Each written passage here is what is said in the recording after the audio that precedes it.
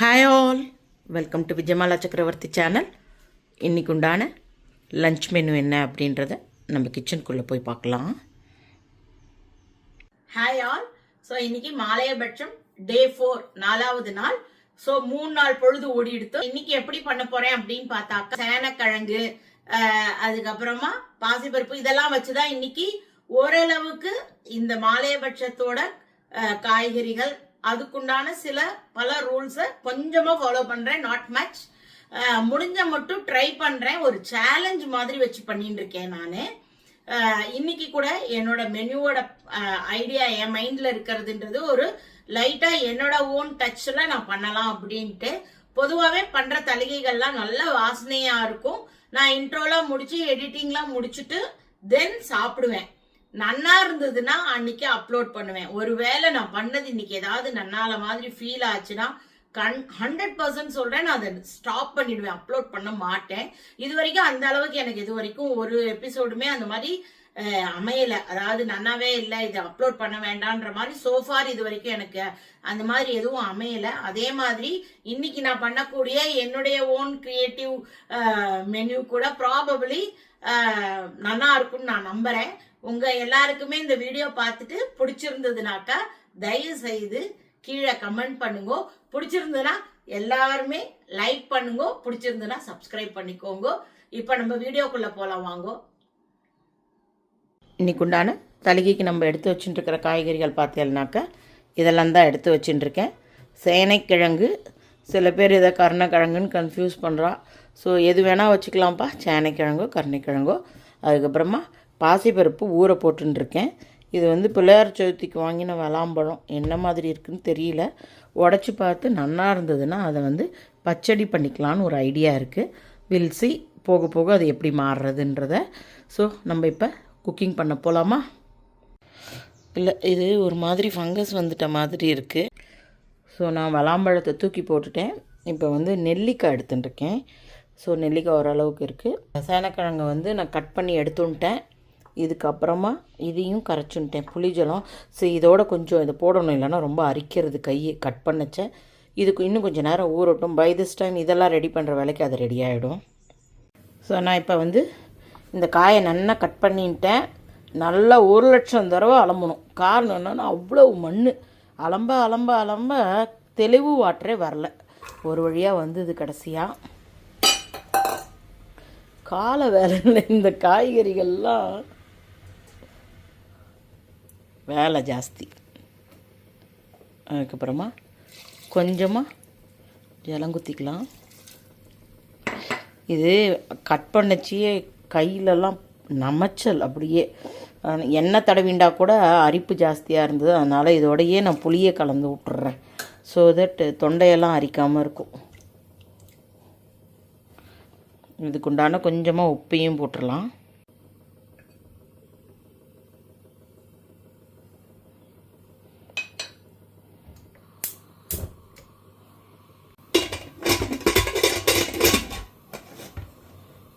ரெண்டு விசில் விட்டுக்கிறேன் நான். ஸோ தட் கொஞ்சமாக ரொம்ப மசிஞ்சிட வேண்டாம், அப்படியே இருக்கணும், ஆனால் வெந்திருக்கணும்.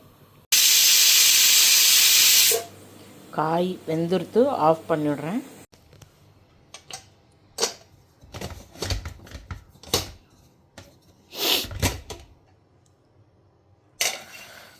ஸோ பர்ஃபெக்டாக வெந்துருத்து. நம்ம இப்போ இந்த ஜலத்தை வடிகட்டின்ட்டு காய் பண்ணிடலாம். காய் பண்ணிக்கலாமா? இதை வடிகட்டி எடுத்துன்ட்டேன். கொஞ்சமாக நெய் குத்திக்கலாம். நெய் உருகின கையோட ஒரு 3/4 டீஸ்பூன் மிளகும், ஒரு 3/4 டீஸ்பூன் ஜீரகம், கருவேப்பிலை இது எல்லாத்தையுமே நெய்யில் நல்லா பொரிச்சிட்டு பொடி பண்ணி எடுத்துட்டுடலாம் ஃபஸ்ட்டு.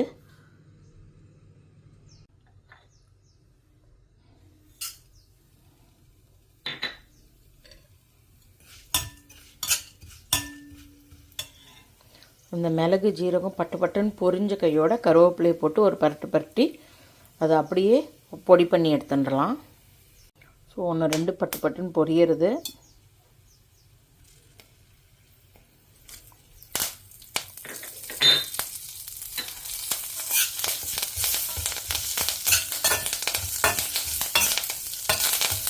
நல்ல வாசனை, இருக்குப்பா. இதை இப்போ ஆஃப் பண்ணிவிடுறேன். ஸோ இது அப்படியே காய் மேலே தூவி விட்டால் காரத்துக்கு காரமும் ஆச்சு, வாசனை நெய்யில் பொரிச்சதுனால அவ்வளோ வாசனையாக இருக்கும்.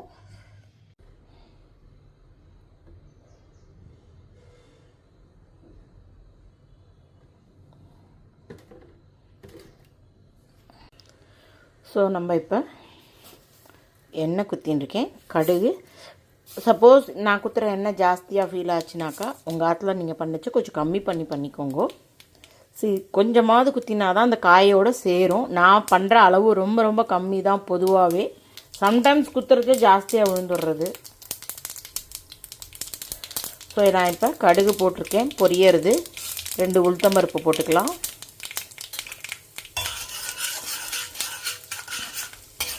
ஜீரகம் நிறையா சேர்த்துட்டுருக்கேன். நம்ம பெருங்காயம் ஆட் பண்ணலை அப்படின்ற பட்சத்துக்கு ஜீரகம் சேர்த்துட்டா ஜெரிமானம் ஆகும். பெருங்காயத்துக்குமே இந்த ஜெரிகமான தன்மைக்கு தான் நம்ம பெருங்காயம் சேர்த்துக்கிறோம்.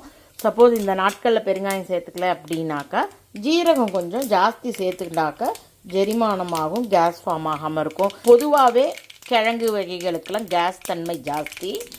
அப்போ உங்களுக்கு ஜீரகம் சேர்த்துட்டேல் அப்படின்னாக்கா உடம்புக்கு மூச்சு பிடிப்பெல்லாம் வராமல் இருக்கும். வேறு ஒன்றும் இல்லை.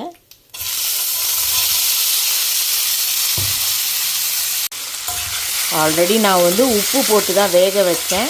எனக்கு அரை உப்பு போரும். வேணுங்கிறவா சப்போஸ் ஃபீல் பண்ணலாம் இன்னும் கொஞ்சம் உப்பு போட்டுக்கலாம். அதில் உள்ள ஜலம்லாம் அடங்கி அந்த ஓசை அடங்கட்டும். அப்புறம் அந்த பொடியை ஆட் பண்ணிக்கலாம். ஓரளவுக்கு ஓசை அடங்கி எடுத்து இந்த பொடியை ஆட் பண்ணிடலாம்.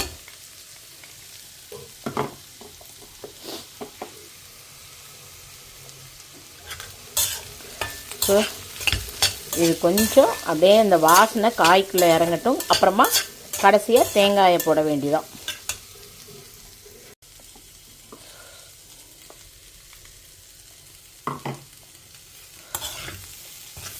ஸோ ஒரு பரட்டிட்டோம் அப்படின்னாக்கா சேனக்கிழங்கு காய் ரெடி ஆகிடுச்சு. ஃபஸ்ட் கிளாஸாக இருக்குது, வாசனையாக இருக்குது. மிளகா இல்லை, பெருங்காயம் இல்லை, எதுவுமே இல்லை. இருந்தாலும் அவ்வளோ வாசனையாக இருக்குது. நல்லா என்ன சொல்கிறது, வெரி அட்ராக்டிவ் அண்ட் கேட்சியாக இருக்குது.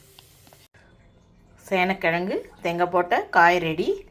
தட் இஸ் எலிஃபண்ட் யாம்னு இங்கிலீஷில் சொல்லுவாள். நான் சேனக்கிழங்குன்னு சொல்கிறேன். நெல்லிக்காய் கொஞ்சமாக பண்ணால் போகிறோம். நெல்லிக்காய் தயிர் பச்சடி. ஸோ இதை நான் பச்சையாகவும் போட்டு பண்ணலாம். நான் ஒரு மைக்ரோவேவில் ஒரு 5 நிமிஷம் ஒரு லேசான ஒரு பாயில் பண்ணி அதை எடுத்துட்டுறேன். ஸோ தட் கோல்டு பிடிக்காமல் இருக்கும். பெங்களூரில் ரொம்ப மோசமாக இருக்குது கிளைமேட். ஒரு நாள் மழை கொட்டுறது, ஒரு நாள் வெயில் அடிக்கிறது, அந்த மாதிரி நிறையா பேர் சிக்காக இருக்கா. ஸோ அதனால் இது கொஞ்சம் மைக்ரோவேவில் ஒரு 5 நிமிஷம் குக் பண்ணி எடுத்துக்கிறேன்.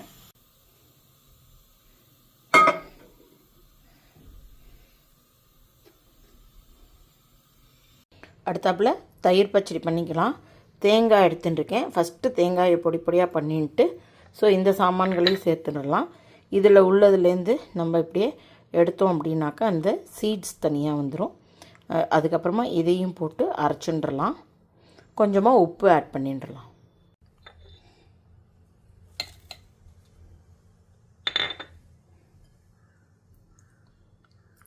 சீட்ஸ் எல்லாம் எடுத்துட்டேன் சுத்தமாக.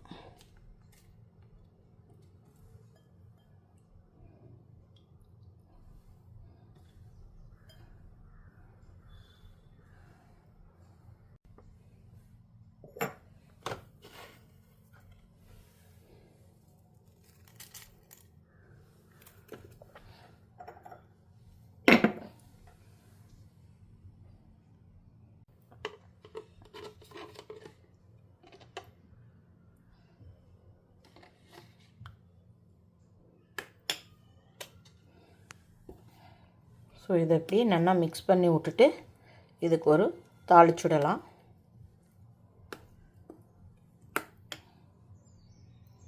நான் பார்த்தீங்கன்னா கொஞ்சமாக எண்ணெய் குத்தி கடுகு, உளுத்தம்பருப்பு, ஜீரகம், அதுக்கப்புறமா கருவேப்பிலை.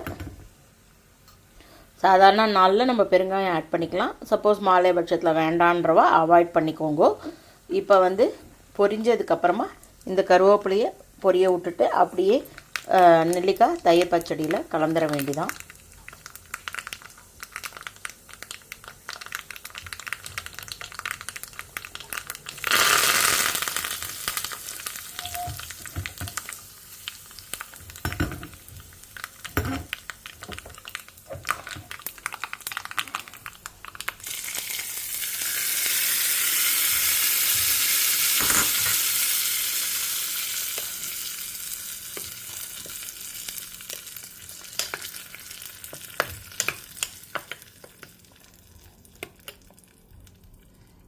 ஸோ நமக்கு நெல்லிக்காய் தயிர் பச்சடி ரெடி. குழம்பு பண்ணுறதுக்கு முன்னாடி நம்ம வந்து சாதம் வச்சிடலாம். ஸோ நம்ம இதை வச்ச கையோடு போய் நம்ம அந்த பாசி பருப்பை அரைச்சிடலாம். சாதம் எடுத்து ஆஃப் பண்ணி விட்றேன். ஸோ கொஞ்சம் பாசி பருப்பை எடுத்து நம்ம மிக்சியில் போட்டுடலாம். இதை கொஞ்சம் ஒரு 85% அரைச்சி எடுத்துன்னு வரலாம்.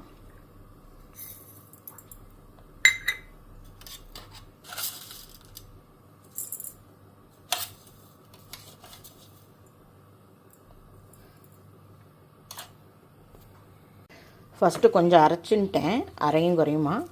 இப்போ வந்து இந்த மிச்ச பருப்பையுமே இதோடு சேர்த்து மொத்தமாக அரைச்சிட்டு காட்டுறேன். ஸோ நான் இந்த மாதிரி ஒரு கன்சிஸ்டன்சியில் அரைச்சின்ட்டு இட்லி தட்டில் எண்ணெயை கொஞ்சமாக தடவிட்டு இப்படி கிள்ளி வச்சா போகிறோம்.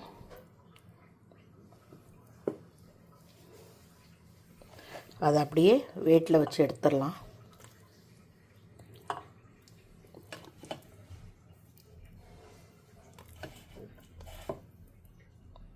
ஐ திங்க் 2 தட்டு வேணும்னு நினைக்கிறேன்.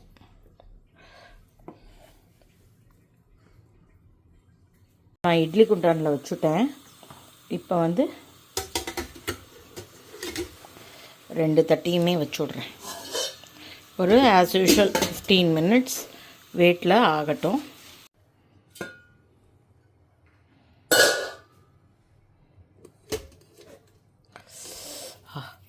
நல்லா வெந்திருக்கு.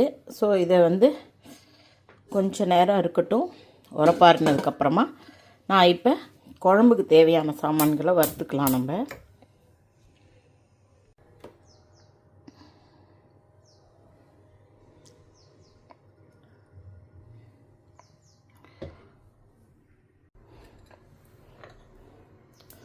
ஸோ மிளகு ஜீரகம் போட்டுக்கிறேன். கூடவே உளுத்தம்பருப்பு 2 தனியாக போட்டுருக்கேன்.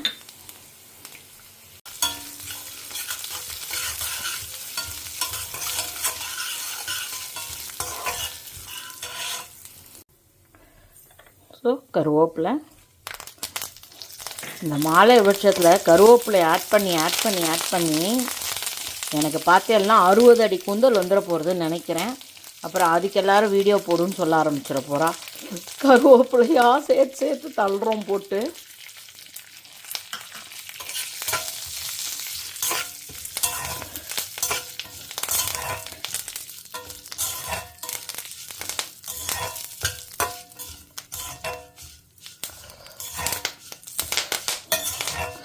ஜீரகம் நிறையா சேர்த்துக்கோங்க, பெருங்காயம் சேர்த்துக்கலன்னா திருப்பி சொல்லிகிட்டே இருக்கேன்.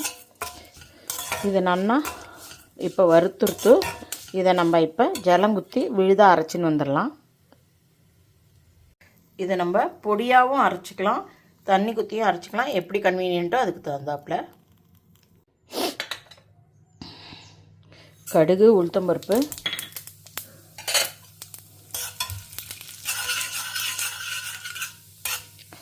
இந்த குழம்பை நான் வேறு என்றைக்கும் ட்ரையே பண்ணதில்லை. ஃபஸ்ட் டைம் நானே ட்ரை பண்ணுறேன் யோசித்து. பிகாஸ் பாசிப்பருப்பு, அதுக்கப்புறம் மிளகு, இந்த வத்த மிளகா இதெல்லாம் இல்லாமல், துவரம்பருப்பு இல்லாமல். ஸோ இது நானாக என்னோடய இதுக்கு க்ரியேட் பண்ணி ஏதோ பண்ணின்னு இருக்கேன். கண்டிப்பாக ஆஸ் ஆஃப் நோ எல்லாமே தனித்தனியாக நல்ல வாசனையாக இருக்குது. 100% டேஸ்ட்டுமே நல்லாயிருக்கும்னு நம்புகிறேன். சாப்பிட்டுட்டு உங்களுக்கு சொல்கிறேன் அதுக்கப்புறமா.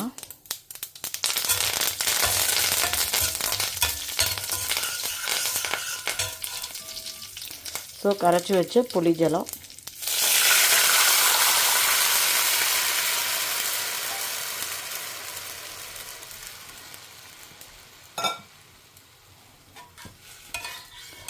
புளிஜலம் நல்லா கொதிக்கட்டும், பச்சை வாசனை போகிற வரைக்கும். புளிஜலம் நல்லா கொதிக்க ஆரம்பிச்சிடுத்து. நம்ம இப்போ எடுத்து வச்சுருந்த பாசிப்பருப்பு உருண்டையை இதோட போட்டுடலாம். ஃபஸ்ட்டு இதை போட்டுப்போம். காரணம் என்னென்னா இதில் கொஞ்சம் அந்த புளிப்பெல்லாம் இறங்கினா நல்லாயிருக்கும். ஒரு 2 மினிட்ஸ் கழித்து நான் வந்து பேஸ்ட்டாக அரைச்சிக்கல, பொடியாகவே அரைச்சுன்ட்டேன். ஸோ இந்த பொடியையும் இதோட சேர்த்துட்டுலாம்.